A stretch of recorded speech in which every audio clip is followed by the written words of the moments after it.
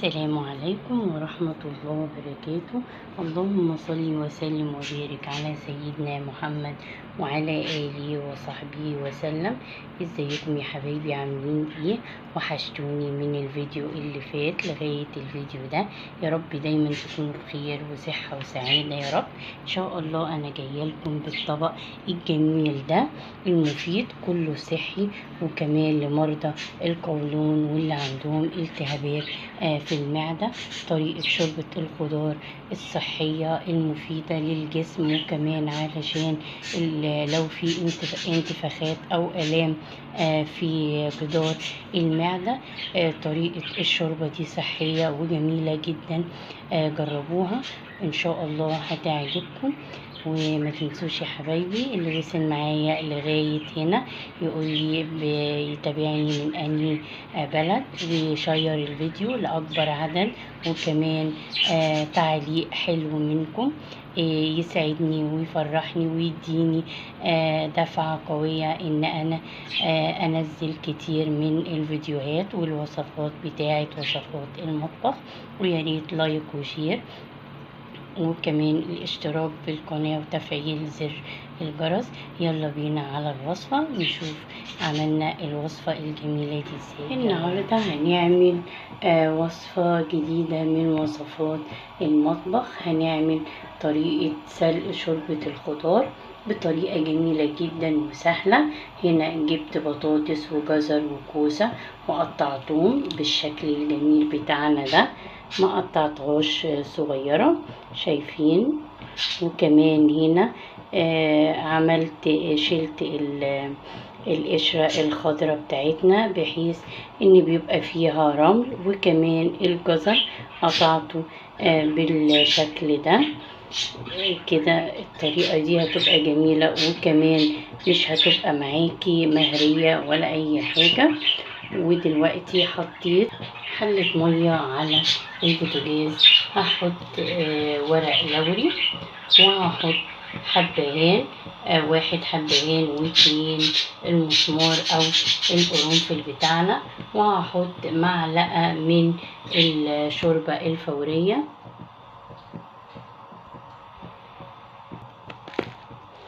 ساعات انا بجيبها كده في برطمان، وساعات بجيبها علب. دي طعمها جميل جدا وحلوة جدا بجد، انا جربتها جميلة قوي وبتخلي طعم الاكل حلو جدا.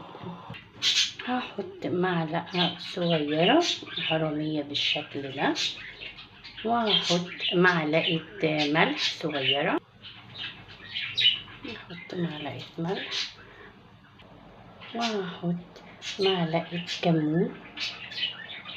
الكمون جميل جدا للشوربة ومفيد جدا للانتفاخ وعسر الهضم. شوربة بطريقة جميلة جدا وسهلة، ودي الطريقة الصحيحة لسلق شوربة الخضار. ودلوقتي هغطيها، وأول ما تغلي أنزل بالخضار بتاعي عليها وكده. غطيتها وهسيبها لغاية اما تغلي زي ما قلت لحضراتكم.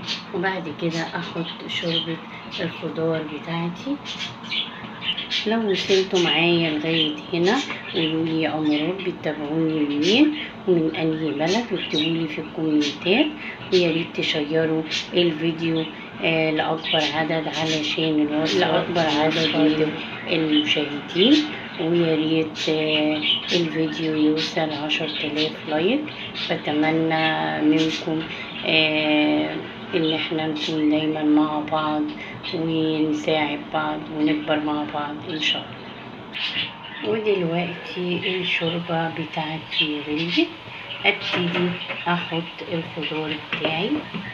طبعا انا غسلاه كويس وحطاه في مصفى، صفيته كويس من الميه، مش عايزه فيه ميه خالص.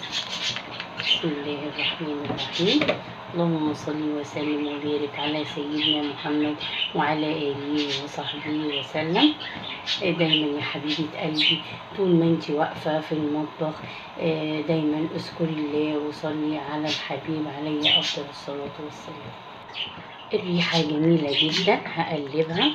شايفين تقطيعة الخضار، انا مقطعوها متوسطة، وكمان شايلة القشرة بتاعة الكوسة مكحتاها بالسكينة، لان الكوسة بتبقى فيها رمل مهما تغسلي فيها برضو بيبقى فيها رمل هي والجزر، فانا قشرت الجزر برضو والكوسة وقطعتهم بالشكل الوسط ده علشان ما تتهريش منك، ومهما تغليها بتبقى جميلة جدا وما بتتهريش معاكي.